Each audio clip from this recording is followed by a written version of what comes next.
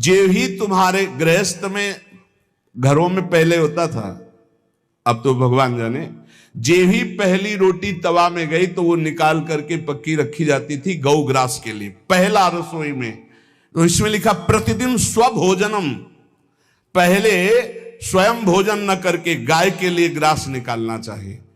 तो जिनके पास अर्थव्यवस्था जो गृहस्थ धर्म में है या जिनके पास अर्थ है, कुछ रोज 1 रुपया निकालो।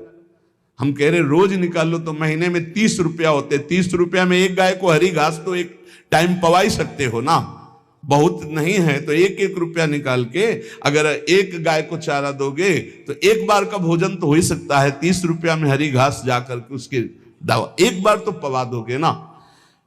अग्रग्रासे परोभावा कर्तव्य भक्तितोन, हम भक्ति पूर्वक गाय को एक ग्रास भोजन में 1 रोटी तो निकालना चाहिए गाय के लिए, ऐसा शास्त्र आज्ञा कहता है।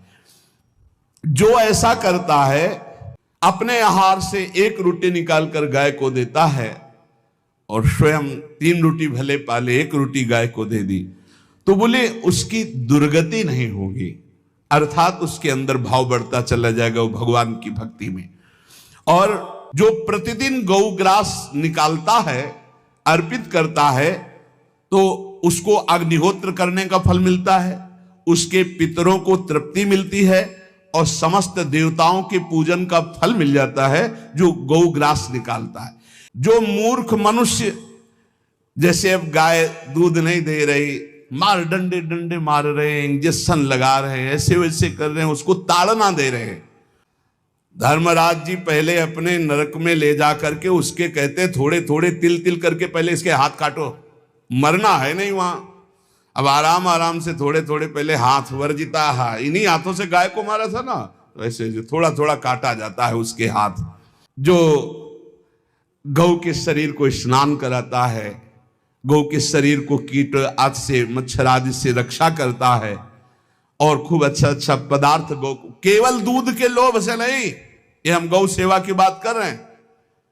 ये कि नहीं वहां 10 लीटर दूध देती तो हाथ फेरो, जब दूध नहीं देती है तो चारा भी ठीक से नहीं दे रहे और उसके ये स्वार्थी हो, गौ सेवा का बात नहीं, वो दूध का लोभी केवल व्यापार की बात करता है। गौ सेवा का तात्पर्य है गौ सेवा केवल, खूब बछड़े को पिला दिया प्रसाद रूप से जो दूध मिला उसका अपने सेवन की, वो बात तो अलग है। जो सदैव गौ सेवा करता है, उसके डांस मच्छर हटाता है, स्नान कराता है, पीठ में हाथ फेरता है, उसके पूर्वज जो पितर होते हैं वो नाच पड़ते हैं, उनका मंगल होना शुरू हो जाता है कि हमारे वंश में गौ सेवक पैदा हुआ, बड़ा भाग्यवान है और वो गौ के द्वारा हमें तार देगा, ऐसा भाव। गौओं की परिक्रमा करने से, जैसे आप प्रभु की बिहारी जी के मंदिर की 4 परिक्रमा करें तो जो फल आपको मिलेगा वही गाय की 4 परिक्रमा कर ले तो आपको प्राप्त हो जाएगा।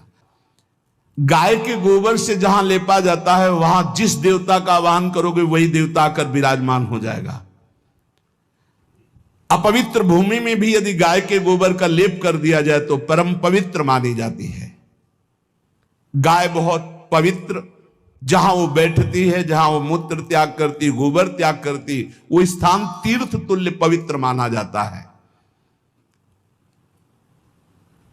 भगवान जब गाय के पीछे पीछे चलते तो गोरज उड़कर उनके मस्तक पर विराजमान होती, उनके मुखार बिंद पर विराजमान होती। यदि घर में गाय बंधी है और भूखी है और प्यासी है तो तुम्हारे सारे पुण्य नष्ट हो जाएंगे। अगर घर में रजस्वला कन्या बहुत काल तक है और उसका विवाह आप नहीं कर रहे हैं तो आपके सारे सुकृत नष्ट हो जाएंगे। यदि घर में ठाकुर जी विराजमान हो, कर का पहनाया हुआ माला सुबह तुमने देख लिया तो तुम्हारे सारे पुण्य नष्ट हो जाएंगे, क्योंकि शयन कराते समय तुमने उतारा नहीं, अर्थात तुम सेवा में प्रमाद करते हो।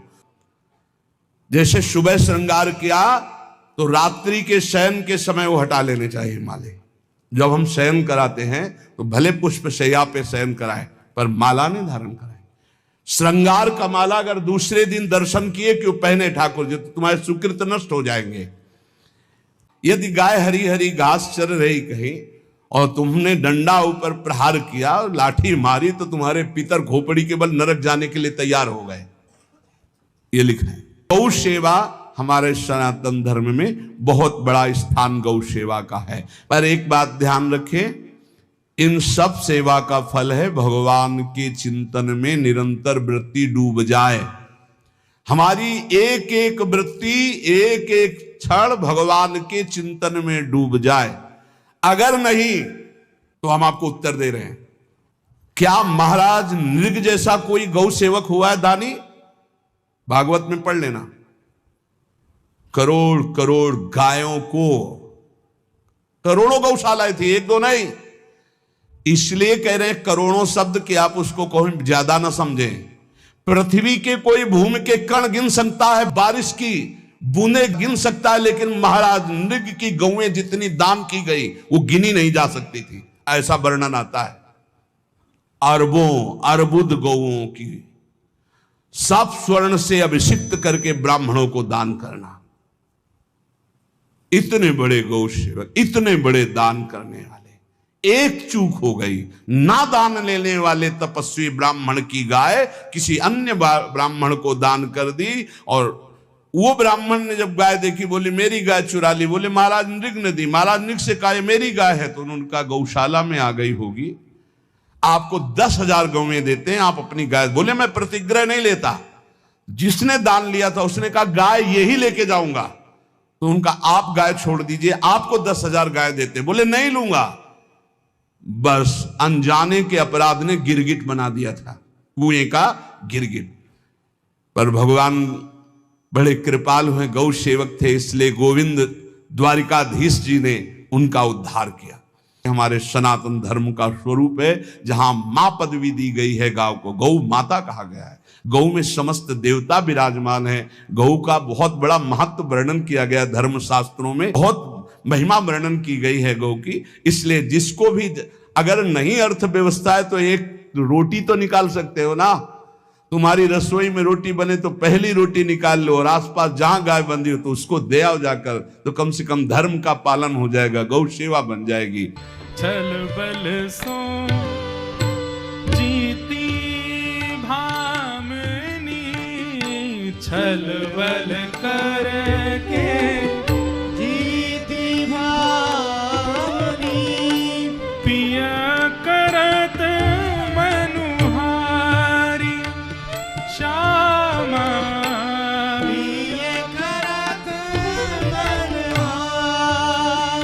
श्यामा, छल बल करके जीती भामिनी, छल बल करके जीती भामिनी, पिया करत मनुहारी श्यामा, पिया करत मनुहारी श्यामा, परमानंद दास को ठाकुर, परमानंद दास को ठाकुर, परमानंद दास को ठाकुर, परमानंद